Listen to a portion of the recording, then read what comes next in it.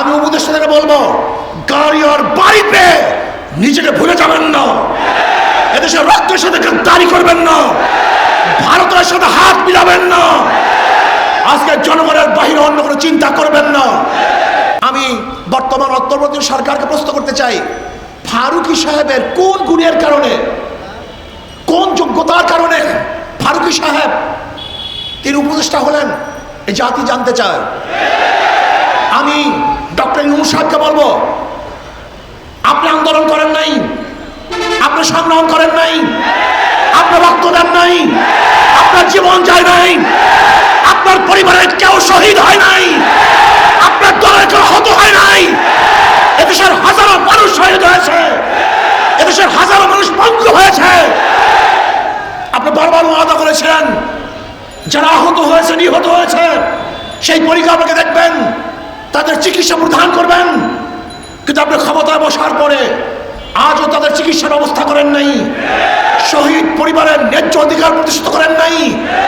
আপনি কোথা থেকে ক্ষমতার মসনদে বসে ফারুকী সহ যেই সমস্ত বিতর্কিত উপদেষ্টা আছে, যদি অবিলম্বে তাদেরকে পদত্যাগ করতে বাধ্য না করেন, তাহলে আপনার বিরুদ্ধে কর্মসূচিতে বাধ্য হব।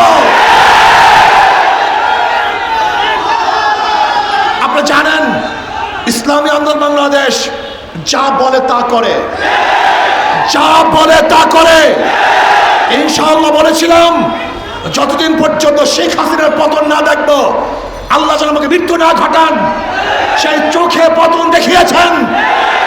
আমি উপদেষ্টাদেরকে বলবো, গাড়ি আর বাড়িতে নিজেকে ভুলে যাবেন না, এদেশের রক্তের সাথে গাদ্দারি করবেন না, ভারতের সাথে হাত মিলাবেন না, আজকে জনগণের বাহিরে অন্য কোনো চিন্তা করবেন না। আমি উপদেষ্টার সাথে যখন দেখা করতে গেছিলাম, আমি বলেছিলাম কোনো অবস্থাতেই যেন বিদেশি কোনো সংস্কৃতি আমাদের চাপিয়ে না দেওয়া হয়। যদি বিদেশি কোনো সংস্কৃতি আমাদের চাপিয়ে দেওয়া হয়, তাহলে আর একটা আন্দোলন হবে, আর একটা সংগ্রাম হবে। ওই ভারতের কোনো দালাল, ভারতের কোনো পাঁচটা গোলামদেরকে এদেশের মানুষ উপদেষ্টা দেখতে চায় না। এটা হবে না। করবেন কিনা জানি না, যদি না করেন তাহলে বিসমিল্লাহ বলে আপনার বিরুদ্ধে আন্দোলন শুরু হবে। যা হবে রাজপথে হবে, মোকাবেলা হবে রাজপথে হবে। দেখবো আপনি কিভাবে রাখেন, কোন শক্তিতে রাখেন, এটা দেখবো ইনশাআল্লাহ। আজকে দ্রব্যমূল্যের ঊর্ধ্বগতি রোধ করতে পারছেন না কেন? কি করতেছেন? দ্রব্যমূল্যের ঊর্ধ্বগতিকে অবশ্যই নিয়ন্ত্রণ করতে হবে। কোন জায়গায় ডিস্টার্ব, কোন জায়গায় সিন্ডিকেট, কাদের মাধ্যমে আজকে এই অবস্থা হচ্ছে, তাদেরকে চিহ্নিত করতে হবে। মানুষের দ্রব্যমূল্য তাদের নাগালে নিয়ে আসতে হবে।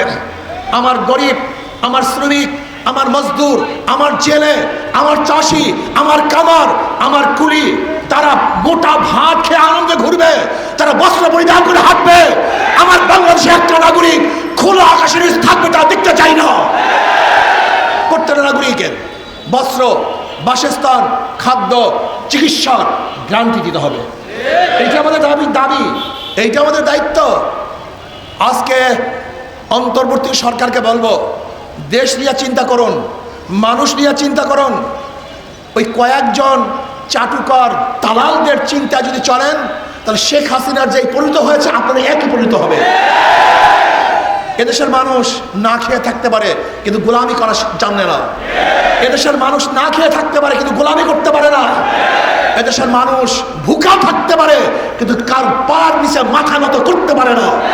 এদেশের মানুষ ব্রিটিশদের বিরুদ্ধে আন্দোলন করেছিল, এদেশের মানুষ ভারতের বিরুদ্ধে আন্দোলন করে পাকিস্তানের রাষ্ট্র গ্রহণ করেছিল। এদেশের মানুষ সেই পরাশক্তি পাকিস্তানের বিরুদ্ধে আন্দোলন করে বাংলাদেশের স্বাধীন করেছিল।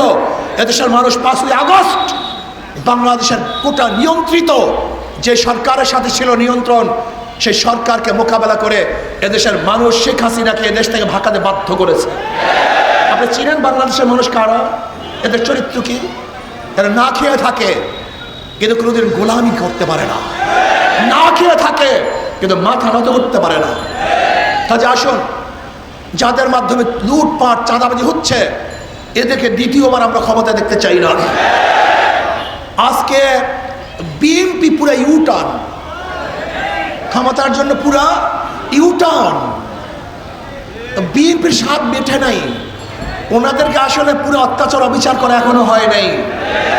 আওয়ামী লীগ সরকার যেই পরিমাণ নির্যাতন করছে তাতে ওনারা স্বাদ মিঠে নাই। ওনারা আবারও আওয়ামী লীগকে ক্ষমতা আনার জন্য পথ উন্মোচন করছেন। কারণটা কি? চোরে চোরে হালি, এক চোরে বিয়া করে আর এক চোরে হালি। এই 53 বছরে এরা সিন্ডিকেট করে বাংলাদেশকে লুটপাটের এক মহাসড়কে পরিণত করেছে। এরাই চাঁদাবাজি করেছে, এরাই দখলদারি করেছে, এরাই জুলুম করেছে, এরাই অত্যাচার করেছে, এরাই খুন করেছে, এরাই ধর্ষণ করেছে। জনগণকে ঐক্য হতে হবে, জনগণকে ঐক্য হতে হবে। যেই দলের মধ্যে চাঁদাবাজ আছে, যেই দলের মধ্যে খুনি আছে, গুমি আছে, দুর্নীতিবাজ আছে, তাদেরকে সাপোর্ট করবেন না, তাদের দল করবেন না, তাদেরকে ভোট দেবেন না। যদি জনগণ ঐক্য হন তাহলে কোনো দুর্নীতিবাজ আর ক্ষমতায় বসতে পারবে না। অন্তর্বর্তী সরকারকে বলবো, পিআর সিস্টেমে নির্বাচন দিতে হবে, সংখ্যানুপাতিক হারে নির্বাচন দিতে হবে। যদি সংখ্যানুপাতিক হারে নির্বাচন দেন তাহলে ওই সংসদ কোনো ফেসিস্টকে আর জন্ম দেবে না। জনগণের সরকার হবে, কল্যাণময়ী সরকার হবে। কাজে আসুন, আগামী নির্বাচনে শান্তির প্রতীক হাত পাখা, সবার প্রতীক হাত পাখা, জনগণের প্রতীক হাত পাখা, মুসলমানের প্রতীক হাত পাখা, হিন্দুদের প্রতীক হাত পাখা, শ্রমিকদের প্রতীক হাত পাখা, পুরুষ মহিলা সবাই প্রতীক হাত পাখা। এই হাত পাখাকে বিজয় করেন তাহলে ইনশাআল্লাহ দেশ বিজয় হবে। হাত পাখাকে বিজয় করেন তাহলে জনগণ বিজয় হবে। আল্লাহ আমাকে এবং আমাদের সবাইকে সম্মিলিতভাবে দুর্নীতির বিরুদ্ধে আন্দোলন করে ইসলাম, দেশ, মানবতার পক্ষে কাজ করার তৌফিক দান করেন। আল্লাহুম্মা আমিন।